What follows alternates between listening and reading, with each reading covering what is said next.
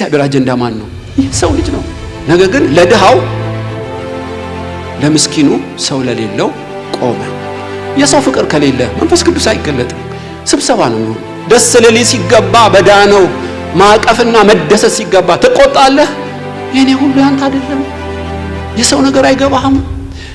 በቤቱ እየኖረ የእግዚአብሔርና የአባቱ አጀንዳ አልገባውም። በተራና በትንሽ ነገር ማክሮፍን ተው።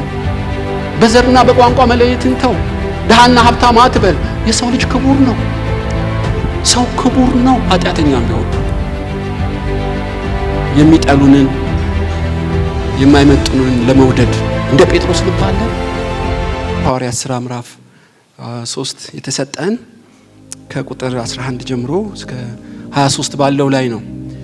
ግን ከዛ በፊት አንድ ቁጭ ብዬ ትዝ አለኝ። አንድ በቴሌቪዥን ያየሁት ታውቃላችሁ፣ ኢትዮጵያ ውስጥ ወንድማማቾች ይዋጉ ነበር እና ቢያሳዝነንም ግን ያ ክስተት አልፏል ተደርጎ እና አንዱ ተሳቢ መኪና የተባበሩት መንግስታት እህል ጭኗል። ዩኤስኤድ ምናምን ይላል ትዝ ይለኛል። ሁለት ነው፣ ተሳቢ ነው፣ ይገሰግሳል ተራራውን። ድንገት አቆመው አንድ ጋዜጠኛ እና የመስኮቱን ዝቅ አደረገለት ማለት ነው። ጋዜጠኛው ከታች ነው። አሁን የምትሄደው እኮ ወደ ፈንጂ ወረዳ ውስጥ ነው። ብዙ ሞት አለ እንደምትሰማው እና ብዙ ረሃብ፣ ድንገተኛ ጥቃትም አለ። እንዴት ደፍረ ነው ወደዛ የምትሄደው አለው እና ጸጉሩ ተንጨባሯል፣ ከስቷል፣ ጠቁሯል ሾፌሩ ራሱ። እንዴት እንዲህ ትጠይቀኛለህ አለው። ህዝቡ ተርቦ በጣም ፊቴ ላይ ያለ ንግግሩ። እንዴት እንዲህ ትጠይቀኛለህ አለው። ህዝቤን እወዳለሁ፣ መውደዴን የምገልጠው የሚበሉት ምግብ ለነሱ በማድረሴ ነው እና አደጋ ቢደርስብስ አለው ፈቃደኛ ነኝ ለመሞት አለው ማለት ነው። ይገርማችኋል። ይሄንን ጀብዱ ወይም ጀግንነት ከየት አመጣው ሲሉ ትቶት ሄደ። በጣም ተመስጧል። እንደው ለቴሌቪዥን ቀረጻ ለዝና ለምናምን አይደለም ሰውየው የሚሰራው። ፍቅሩ በህይወቱ ነው የምትገልጡት እና ሰውን መውደዱ ስንዴ በመያዙ ነው። ለህዝቡ የሚበሉት ምግብ ማድረስ አለብኝ እና ለጥያቄ እንኳን ጊዜ አልሰጠውም፣ ትቶት ሄደ። በጣም ደስ አለኝ። ይገርማችኋል።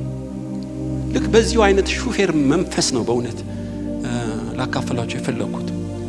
በእውነት የሰው ፍቅርና ለሰው ደግሞ የሚያስፈልገው ብቸኛ ወንጌል እንደሆነ የገባው ሰው በህይወቱ ያስታውቃል። እና እነዚህ አሁን ያየናቸው ሶስቱም ሕዝቅኤልም፣ ኢየሱስም፣ ጴጥሮስም ይሄው ነው። እና ሕዝቅኤል በባቢሎን በምርኮ ላይ ነው ታውቃላችሁ፣ የነገስታት ዘር ነው። ዳንኤልም እንዲሁ መልከ መልካምና የነገስታት ዘር ናቸው። ግን በምርኮ ዳንኤል ቤተ መንግስት ሲሄድ ሕዝቅኤል ህዝብ ውስጥ ነው እግዚአብሔር የከተተው። ያ ህዝብ ነው አጥንት ተብሎ የተቆጠረው፣ አገር የሌለው፣ ካህን የሌለው፣ ተስፋ የሌለው እና ባዶ የሆነ የባቢሎን ሰዎች የሚያጎሳቁሉት ድርቅ ያለ አጥንት ማለት እና ሕዝቅኤል በእነሱ መሃል ለመኖር አልከበዱትም። ይገርማቸው ምን አይነት ፍቅር ነው የምትሉት? አማራጭ ነበረው። ዳንኤል እኮ ጓደኛው ነው፣ ቤተ መንግስት ሊወስደው በጣም ይችላል። ነገር ግን አልፈለገም። ዳንኤል የተቀባው ለነገስታቱ ነው። ሕዝቅኤል በደረቁ አጥንቶች ተስፋ በሌላቸው ህዝቦች ውስጥ መኖር ፈልጓል። ምን አይነት ፍቅር ነው! አማራጭ እኮ አጥቶ አይደለም። ነህምያ የጠጅ አሳላፊ ነበር። በፈረሰው ቅጥር ውስጥ መግባት ፈለገ እና ዮሴፍ ህዝቡን ይወዳል። አሳልፈው ቢሰጡትም ምንም ትዝም አይለው። ወንድሞቹን ለመመገብ ከእምባ ጋር ነበር የሚያቀርብላቸው እና እግዚአብሔር ክብሩን የሚገልጥለት ሰው መንፈስ ቅዱስ ሳይሰስት ተአምራትና ድንቅ ሊያረግ የሚመቸው ሰው ምን አይነት ነው? ምን አይነት አትሞስፈር ቢኖር ነው ፈውስ፣ ድንቅ ተአምራት፣ መገለጥ እና አነጋጋሪ ነገሮች መንፈስ ቅዱስ የሚያደርገው? ዮሐንስና ጴጥሮስ ለጸሎት ወደ መቅደስ ይወጡ ነበር ይላል። ብዙ ጸልየዋል። በቀን 3 ጊዜ መጸለይ የአይሁድ ልማድ ነው። ኢየሱስም አለማምዷቸዋል። ይሄኛው ጉዞ ግን በጣም መለኮታዊ ጉዞ ይመስለኛል። በጴጥሮስ ህይወት የመጀመሪያው ተአምራት በዚህ ሰዓት ነው። በሐዋርያት ሥራ ምዕራፍ 3 እና ቁጥር 1 ላይ ምዕራፍ 3 ቁጥር 1 ጴጥሮስና ዮሐንስ በጸሎት ጊዜ በ9 ሰዓት ወደ መቅደስ ይወጡ ነበር። ወደ መቅደስ ከሚገቡት ምጽዋት ይለምን ዘንድ ሰዎች ተሸክመው መልካም በሚሏት በመቅደስ ደጅ በየቀኑ ያስቀመጡት የነበሩ ከእናቱ ማኅፀን ጀምሮ አንካሳ የሆነ ሰው አንድ ሰው ነበር። እርሱም ጴጥሮስና ዮሐንስ ወደ እርሱ ሊገቡ እንዳላቸው ባየ ጊዜ ምጽዋት ለመናቸው። ጴጥሮስ ከዮሐንስ ጋር ትኩር ብሎ ወደ እርሱ ተመልክቶ ወደኛ ተመልከት አለው። እርሱም አንድ ነገር ከነርሱ እንዲቀበል ሲጠብቅ ወደ እነርሱ ተመለከተ። ጴጥሮስ ግን ብርና ወርቅ የለኝም፣ ይህን ያለህኝ ግን እሰጥሃለሁ። በናዝሬቱ በኢየሱስ ስም ተነስ ተመላለስ አለው። በቀኝ እጁ ይዞ አስነሳው። በዚያ ጊዜ እግሩና ቁርጭምጭሚቱ ጸና፣ ወደ ላይም ዘሎ ቆመ፣ ይመላለስ ጀመር። እየተመላለሰም እየዘለለም እግዚአብሔርን እያመሰገነ ከእነርሱ ጋር ወደ መቅደስ ገባ። ሕዝቡም ሁሉ እግዚአብሔርን እያመሰገነ ሲያመልክ ሲመላለስ አዩት። በመልካም በሚሏት በመቅደስ ደጅ ስለ ምጽዋት ተቀምጦ የነበረ እርሱ እንደሆነ አወቁት። በእርሱም ከሆነ የተነሳ መደነቅ መገረም ሞላባቸው። ይሄ ነው አውዱ። ጴጥሮስና ዮሐንስ ወደ መቅደስ ሄዱ። ለጸሎት እኮ ነው የሚሄዱት። ብዙ ጊዜ ጸልየዋል። እንደዚህ ያለ ተአምር ግን አላዩም። ከመወለዱ ከእናቱ ማኅፀን ጀምሮ ሽባ ነበር። እናቱ ሆድ ውስጥም ሽባ ነው። የሰው 40 ዓመት ሽባ ነው እና ከሽባነቱ በላይ ድሃም ነው። ሰዎች አንጠልጥለው መቅደስ ላይ ቁጭ ያደርጉታል። ስንት ዓመት? 40 ዓመት። በጣም ከባድ ነው። እንግዲህ የሰዎች ሙቀት መንፈሳዊ ሕይወት መለኪያ ነው። 40 ዓመት መቅደስ ላይ ተቀምጧል። እግዚአብሔርን እንወዳለን እናመልካለን የሚሉ ሁሉ ለ40 ዓመት አይተውታል። አንድ ቀን ቆሞ ያናገረው ቀኝ እጁን ዘርግቶ የጨበጠው ያለ አይመስለኝም በእውነት። እና ሁሉም አምልኮ የሚመስላቸው ቤተ መቅደስ መዘመር ነው፣ መባ አስራት መስጠት ነው፣ ስርዓት መጠበቅ ነው። ትክክል እኮ ነው፣ እሱ አምልኮ ነው። ዋና የእግዚአብሔር የልብ አጀንዳ ግን አይደለም። የእግዚአብሔር አጀንዳ ማን ነው? ይህ ሰው ልጅ ነው። እና መዘናቸው በዛ ሰው። ጴጥሮስ እኔ ለመጀመሪያም ይመስለኛል አልተጻፈም። ለዚህ ለ40 ዓመት ሰው፣ ለድሃ ሰው፣ ለአንካሳ ሰው ጴጥሮስና ዮሐንስ ቆሙ። አቤት ይቺ መቆም! መንፈስ ቅዱስ መፍለቅ ተአምራትን መግለጥ የጀመረው በዚህ ሰዓት ነው። ሲጸልይ አይደለም። ጸሎት እኮ ጥሩ ነው። ነገር ግን ለድሃው፣ ለምስኪኑ፣ ሰው ለሌለው ቆመ። ጊዜ ሰጠው ማለት ነው። ምጽዋት ፈልጎ ገንዘብ ለመናቸው። ጴጥሮስ ግን ብርና ወርቅ የለንም፣ ያለንን ግን እንሰጥሃለን፣ ወደኛ ተመልከታለሁ። ለምን ወደኛ ተመልከታለሁ? ሰውየው አይናፋር ነው ማለት ነው። የሚለምነው አቀርቅሮ ነው። ይሄ እኮ የስነ ልቡና ጥቃት ይባላል። ድህነት ላይ የበታችነት ስሜት፣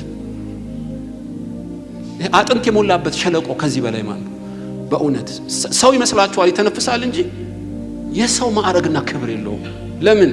ማንም አክብሮት ቤተ መቅደስ ገብቶ አያውቅም። ቆሞ አውርተውት አያውቅም። በኃያላን ጉባኤ ወንበር ላይ ተቀምጦ አያውቅም። ጴጥሮስ ቆመ። ቀና በላለው። ቀና አለ። ያ እንደ ፊልም ብታዩት ትገረማላችሁ። ቀና አለ። በኢየሱስ ስም ተነስና ተመላለስ አለው። አልተፈወሰም በዚህ ሰዓት። ልክ እጁን ይዞ ይላል ሐዋርያው 3 ዓመት ተኩል ዋና የሆነው መንፈስ ቅዱስ ያደረበት ሰው የድሃውን እጅ ያዘው። መቆም ብቻ አይደለም፣ ከሱ ጋር ለመቀመጥ ለመጨባበጥም አልከበደውም። ሲረዳው ታያላችሁ። እኔ ከጴጥሮስ ኃይል ከእጁ ኃይል ይወጣ ይመስለኛል። እና ትኩር ብሎ ተመለከተው ይላል። እንዲያውም እርሱም ጴጥሮስና ዮሐንስ ምጽዋት ለመናቸው። ጴጥሮስ ከዮሐንስ ጋር ትኩር ብሎ ወደ እርሱ ተመለከተ። ወደኛ ተመልከት አለው። እርሱም አንድ ነገር ከነሱ እንዲቀበል ሲጠብቅ ወደ እነሱ ተመለከተ። ጴጥሮስ ግን ብርና ወርቅ የለኝም፣ ይህን ያለኝን ግን እሰጥሃለሁ።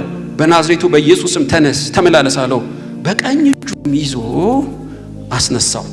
በዚህ ሰዓት ነው ተአምራት የሆነው። መንፈስ ቅዱስ ጣልቃ ገባ።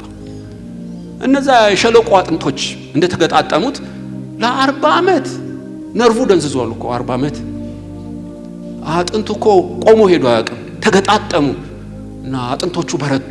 ነርቮቹ ደም ማመላለስ ጀመሩ። በደም ስር ውስጥ ሕያው ደም ሲተላለፍ አጥንቱ ሲገጣጠም ድንገት ቆመ። ጴጥሮስ ራሱ ሳይደነግጥ አይቀርም።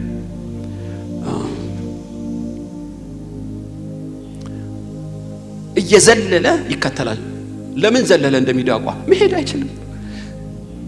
ጠብ ጠብ እያለ እርምጃ ራሱ ጴጥሮስ እጁን ይዞታል እስከ መቅደሱ ስም ሲመላለስ ከደስታ የተነሳ እንዳይወድቅ እጁን ይዞታል። ይገርማችኋል። እና እያለማመደው ነው። ነገር ግን የመንፈስ ቅዱስ ክብር ከነሱ ጋር ነበር። እግዚአብሔር ኃይሉን የሚገልጠው ሞገስን የሚሰጠው ለማን ነው? ለሰው ልጆች በቅንነት ለሚኖሩ ነው። ዛሬ አንዱን ማካፈላችሁ እሱ ነው። የሰው ፍቅር ከሌለ መንፈስ ቅዱስ አይገለጥም። ስብሰባ ነው የሚሆነው በእውነት። እና ዋናው የመንፈስ ቅዱስ መፍለቂያ ለሰው ልጆች በቅንነት ፍቅር ባለው ሰው አንዱ መለኪያው እሱ ነው በእውነት። ጴጥሮስ ተቀየረ በዚህ ሰዓት። የፍጥረት ሁሉ ጉልላት፣ የእግዚአብሔር የክብር እንግዳ፣ መንፈስ የተሰጠው፣ ሰማይ ምድር የተፈጠረለት፣ መላእክት የተመደበለት፣ ራሱ ኢየሱስ የሞተለት ለዚሁ ለሰው እኮ ነው። ይሄን ክቡር የሰው ልጅ ድሃም ቢሆን በቅንነት የማንወድ ከሆነ በእድሜ ርዝመት በትምህርት ብዛት ክብር እንዳይመጣ ልነግራችሁ ፈልጋለሁ። ፍቅር ነው ምንጩ። ጴጥሮስ የሰው ልጅ ዋጋ ገባው። ሆዱ የተነፋ ሰው በምኩራብ አቆመ። ልፈውሰው አልፈውሰው ሁሌ ይለካቸዋል። ለምን ፈንድቶ አይሞትም? በሰንበት አይቻልም። ቢፈልግ በሌላ ቀን ፈውሰው በቁጣ አያቸው ይላል። ይገርማቸው። ፊታቸው ሆዱን ሲፈውስ፣ የሰለለውን ሲያድን፣ ጎባጣውን ሲያቀና አይተው እንኳ አይገረሙ። ድርቅ ክችች። ያንተ አህያ ጉድጓድ ቢገባ ታወጣዋለህ። ይሄ የአብርሃም ልጅ አይደለም? እነዚህ የሰው ልጆች አይደሉም? ሰንበት የተፈጠረው ለሰው አይደለም? ከሰው በላይ አጀንዳ አለ ግብዝ ሁሉ ይላቸዋል። ያን ብሎም አይደነግጡ እና ልቦናቸው ስለታወረ የእግዚአብሔር ዋና አጀንዳ የሰው ልጅ እንደሆነ አያውቁ።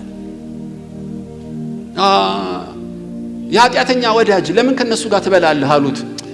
አንድ ሰው 100 በጎች ነበሩት። አንዷ ስትጠፋ ሊፈልግ ሄደ። ሲያገኛትስ ትሸተኛለች አላለም፣ ተሸከማት። ስለ ሰው እኮ ነው የሚነግራቸው። እስከ ቁስሏ እስከ መንከራተቷ ተሸከማት። በደስታ ይዟት መጣ። የጠፋው ልጅ ትዝ ይላችኋል? ከአመንዝራ ጋር ገንዘቡን የጨረሰው ከአሳማ ጋር የነበረው አባቱ ገና ከሩቅ ሲያየው ሮጦ አቀፈው። አሳማ ትሸተኛለህ አላለው። ልብስ አምጡለት፣ ግብዣ ነው፣ ቀለበት ነው። አባትየው እንደብድ ሆነ። በቤት ያለው ግን ተቆጣ። ይህን አባካኝ ልጅ እያቀፈ እኔ ቀን ከሌት ሳገለግል አንድ ቀን ስጋ ሰጥቶኝ አያውቅም። ለምን እንዲህ ትላለህ? ወንድም አይደለም? ጠፍቶ ነበር ተገኘ፣ ሞቶ ነበር በህይወት ሆነ። ደስ ሊል ሲገባ በዳነው ማቀፍና መደሰት ሲገባ ትቆጣለህ? የኔ ሁሉ ያንተ አይደለም? የሰው ነገር አይገባህም? በቤቱ እየኖረ የእግዚአብሔርና የአባቱ አጀንዳ አልገባውም። አባቱ ደስ ይለዋል ብሎ የሚያስበው በአገልግሎት ነው። ከአገልግሎት ሁሉ የሚበልጥ ምንድነው? የሰው ልጅ ነው። አዎ አገልግለኸኛል፣ ቀንና ሌሊት በቤቴ ኖርሃል፣ እንደዛኛው አልካድከኝም፣ አላመነዘርክም። ግን ልብ ሲታይ የእግዚአብሔር አጀንዳ የለብህም። የእግዚአብሔር አጀንዳ የጠፋው ልጅ ነው የሚያስበው። የጠፋውን በግ ነው የሚያስበው። የጠፋውን ድሪም ነው የሚያስበው። እስኪያገኘው ድረስ ረፍት እንደሌለው ነው እግዚአብሔር ገሰጸው። ከኛ ጋር ደስ ሊልህ ይገባል አሉ። ወገኖች ሆይ ትዝ ይላችኋል በሉቃስ 7:44 እግዚአብሔር መንፈሱን የሚገልጠው ሞገስን የሚሰጠው ለማን ነው? ከብሉይ ጀምሮ ስታዩ እነዚህ ሁለት ብጽናዎች አብርሃም ብትሉት ወዳጄ ያለው ለምንድን ነው? ድግሪም ሀብትም እኮ የለውም። አብርሃም ስደተኛ ነው። በህልምና በራእይ አይደለም፣ በድንኳን የሚያናገረው ለምንድን ነው? አብርሃም በሰው ልጅ ተፈትኗል። እንግዳ መስሎ አይቶታል። ጌቶች ሆይ እያለ ምርጡን እያቀረበ ለሰው ያለው ፍቅር ሎጥ ሲማረክ ነፍሱን ለጦርነት አሳልፎ ሰጥቷል።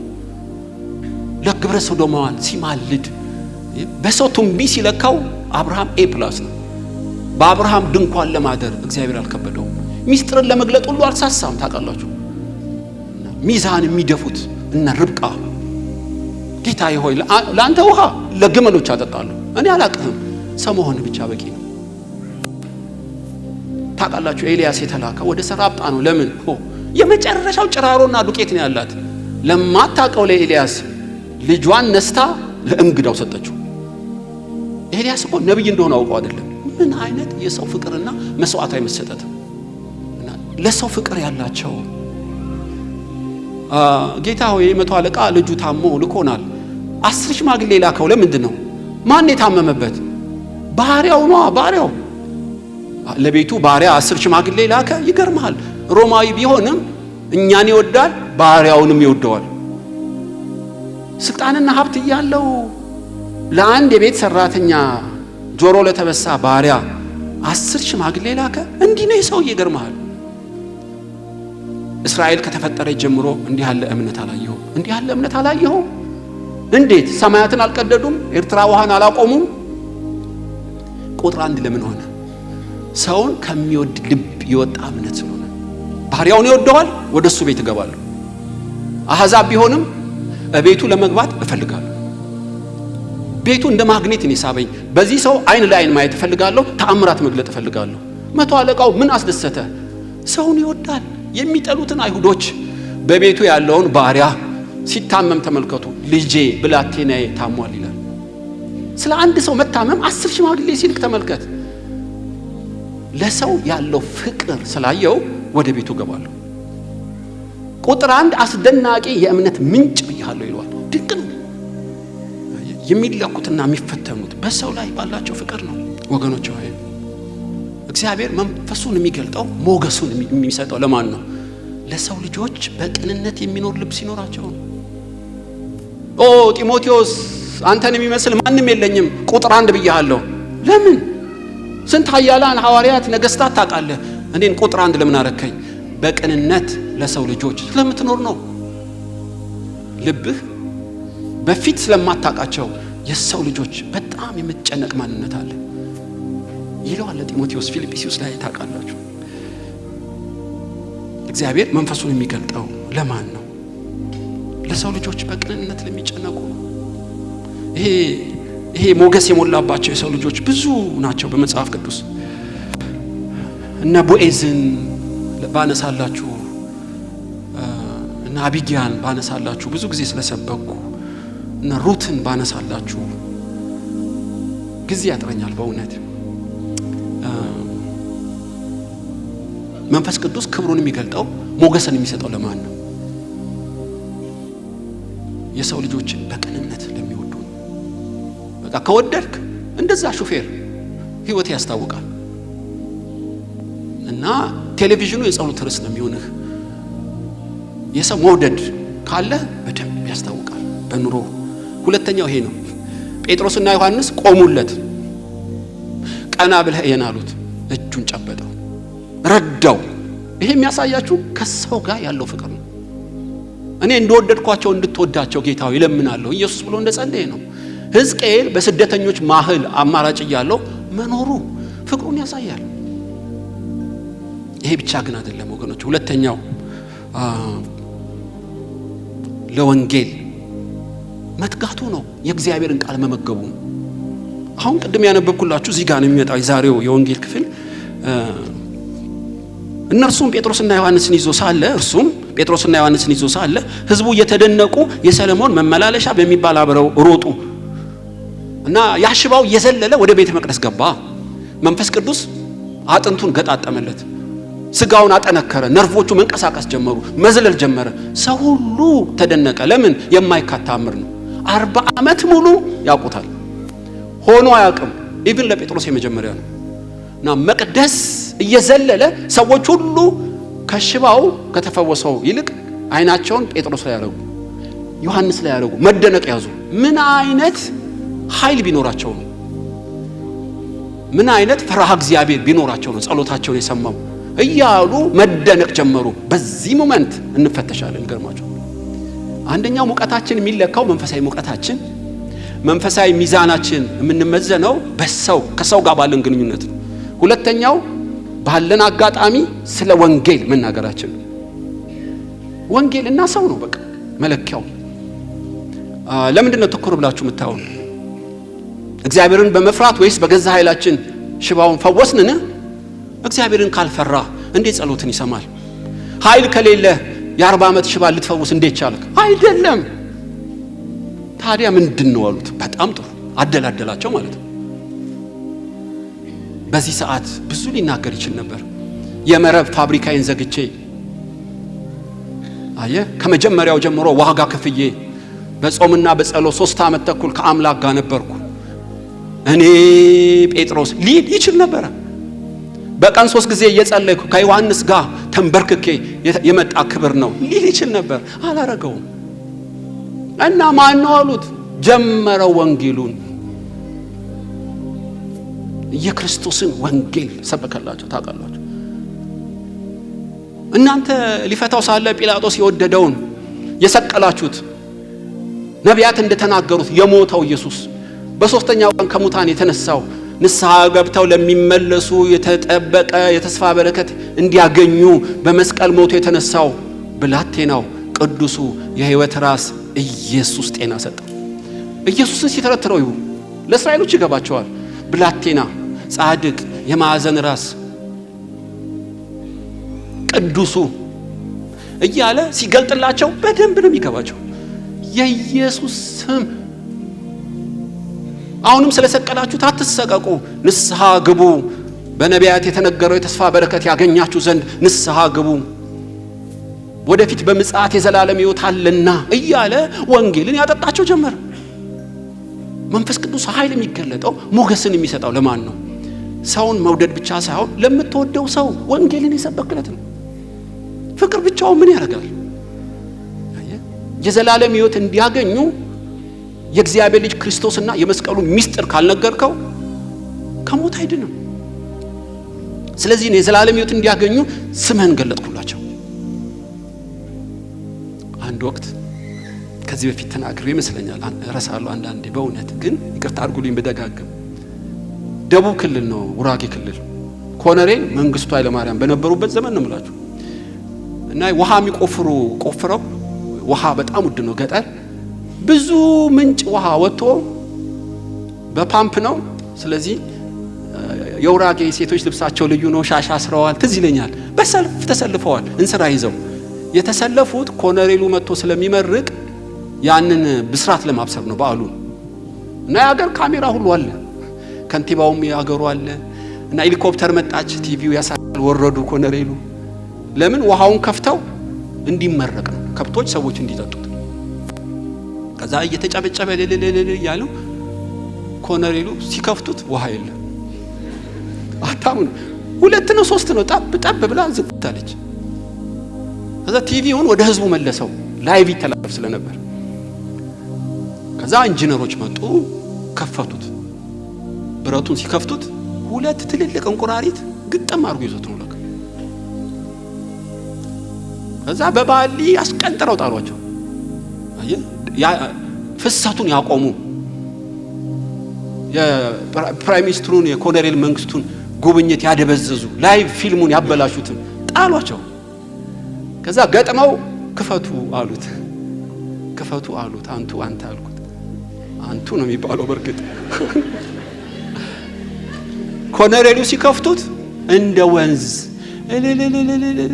ሰው ሜዳው ላይ ውሃው ከብቶች አሉ፣ ሰው ውሃው እኮ አለ፣ እንቁራሪቱን የዘጋው። ሁሌ አለ እኮ መንፈስ ቅዱስ ሁሌ አለ። ቂምና ጥላቻ ካለ ይቆማል። ወንጌል ተኮር ካልሆንክ ይቆማል። ሸለል ብትል አይፈስም። እነዛ እንደ እንቁራሪት የተመሰሉት ጥላቻና ቂም በቀል ሁሉ ጠፍተው ሰው ተኮር ፍቅር ስትሆን ይመቸዋል። ያ ሜዳ መንፈስ ቅዱስ ፍቅር ባለበት ላይ ያርፋል። እርስ በርስ ብትዋደዱ አባቴ ይወዳችኋል፣ እኔም እወዳችኋለሁ፣ መተን በእናንተ እንኖራለን ያለው ይሄ ነው። እዚህ ጋር ጴጥሮስና ዮሐንስ ስለተዋደዱ ሌሎችንም ስለሚወዱ የመጀመሪያው ተአምራዊ ከተፈጥሮ ሕግ ውጪ ተአምራት መከሰት ጀመረ። በዛ ላበቃ ጥላው ይፈውስ ጀመረ። ብዙ የሃይማኖት ሰዎች ይታዘዙ ጀመረ። 5000 ሰው ስንት ሺህ ሰው አገርን ይገለባበጡት ጀመረ። አልተማሩም እኮ፣ እግዚአብሔር ግን ከነሱ ጋር ነው። ለምን ሆነ? ለምን? ሞገስ አጠገባቸው። መንፈስ ቅዱስ ፈርሃ እግዚአብሔር በእነሱ ላይ ነበር። ሞገስ ነበራቸው። ማንም ሊተባበራቸው እስከማይችል ኃይለኛ ሞገስ ነበራቸው። ይገርማቸዋል። ለምን? ሰውን በመውደድና ቃሉን በመሞላታቸው ነው። እነዚህ 2 ነገሮች ሲቀመሙ የመንፈስ ቅዱስ ማረፊያ ሜዳ ሆነ ማለት ነው።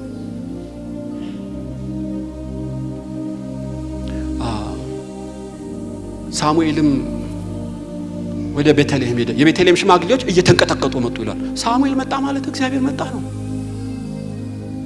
አንድ ተራ ካህን አይደለም።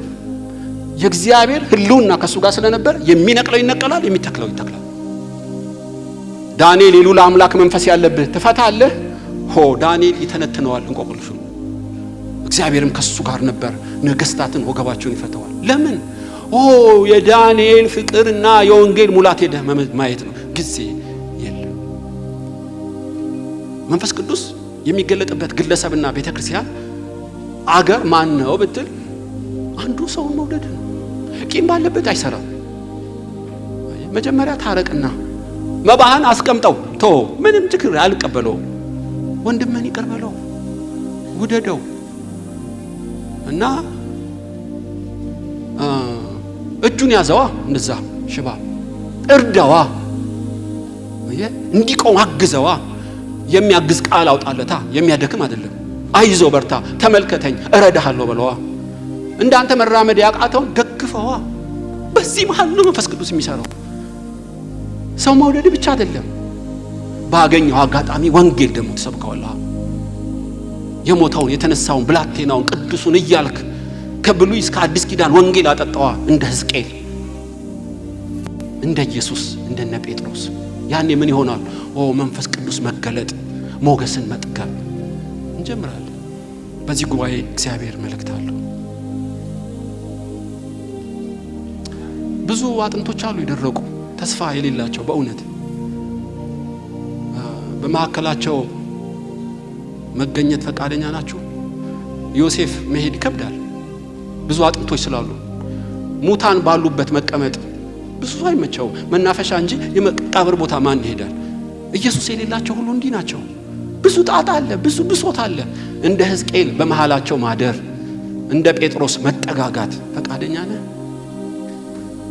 እነሱ እኮ አይመጡም፣ እኛ መሄድን ያለብን። እንደ ጨውና እንደ ብርሃን ተልከናል። ወደ ሰው ልጆች ለመሄድ ማንን ልላክ ይላል። ሰው እኮ አለ ኃጢአተኛና ወደ አመፀኛው መሄድ። እነሱ ሲመጡ ልቡን ከፍቶ መቀበል የሚችል ማን ነው ነው ጥያቄ። ጴጥሮስ ለሽባው ቆመለት። ማንም ቆሞ አያውቅም።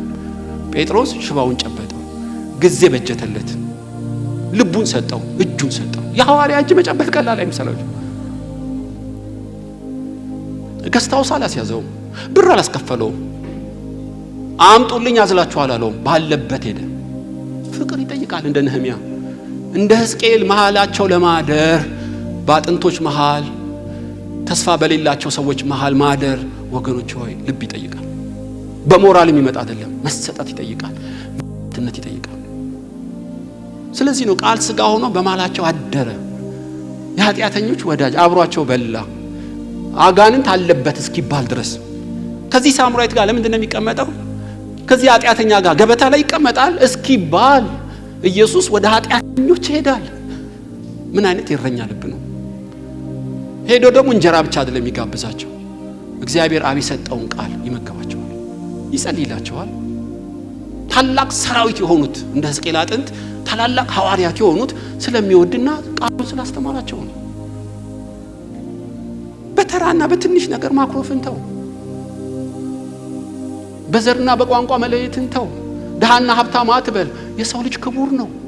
በምንም ኃጢአት ውስጥ ይሁን ልትወደው፣ ልትማልድና ልትደግፈው ይገባል። የተጣለ ሰው ፈጽሞ እንዳይጠፋ በምክር ሁሌ እግዚአብሔር ሰዎችን ያስባል። ለምን? ከሞት በኋላ ሲኦል ነው። በሲኦል አገልግሎት ስራም የለም፣ በምድር ነው፣ አሁን ነው። ላደርግ የሰጠኝን ስራ ፈጽሜ ያከበርኩህ የተባለው ይሄ ነው። እግዚአብሔር የሚከብረው ልናደርግ የተሰጠን ምንድን ነው? የሰውን መውደድና ወንጌል መስበክ ነው። ታላቁ ተልእኮ። ከዚህ ውጭ ምን አለ? ካልወደድን እንዴት እንሰብካለን? ሳንወድ ብንሰብክስ ልባቸው እንዴት ይገባል? ፍቅር የሌለው ወንጌል አይሰራው። ጨው እየሟሟህ እየተበጠበጥክ ነው ሌላ የምታጣፍጠው። የዓለም ብርሃን ናችሁ ሲል አምፖል ናችሁ አይደለም፣ ሻማ ናችሁ ነው። እየቀለጥክ ነው የምትነደው። ፈቃደኛ ነህ ሆይ ነው። ኢየሱስ ሆኖ አየ። ሐዋርያቱን ተከተሉት፣ ጴጥሮስና ዮሐንስ ተከተሉት። ሕዝቅኤልም የኢየሱስ መንፈስ ነበር። ለመናገር እንደ ዮሴፍ ስንዴ እንዳልኳችሁ ሹፌር የተባበሩት መንግስታት የተፈጨ ዱቄት ሳይሆን ወንጌል ነው ደግሞ የሚያስፈልግ። እንጀራ መስጠት ጥሩ ነው። ነፍስን የሚያድነው ስለ ክርስቶስ ወንጌል ስትሰብከው ነው። ለመስበክ የተዘጋጀ አንደበት፣ የተጠና የሚገለጥ ዕውቀት አለ ሆይ ነው። ለሰው ልጅ የምትሰጠው ቅዱስ ቃሉ ነው። ነፍስ የሚያድን ከሞት የሚያስመልጥ እግዚአብሔር የላከን ይህን የዘላለም ወንጌል እንድንሰብክ ነው ወገኖች።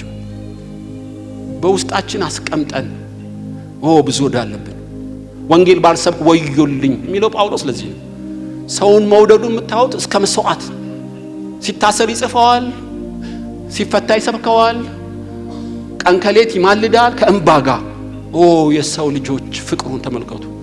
ለኤፌሶን ሽማግሌዎች ከመጀመሪያው ቀን ጀምሮ እስከ ዛሬ ድረስ ወንጌል ሰበኳችሁ፣ ከአምላክ የተቀበልኩትን ሰጥቻችኋለሁ፣ የማንም ደም ዕዳ የለብኝም። ለምን? በየቤታችሁ ለእያንዳንዳችሁ ወንጌል ሰብኬያችኋለሁ ማለት ትችላለህ። ጊዜና ዘመናችን ምንድን የጨረሰው?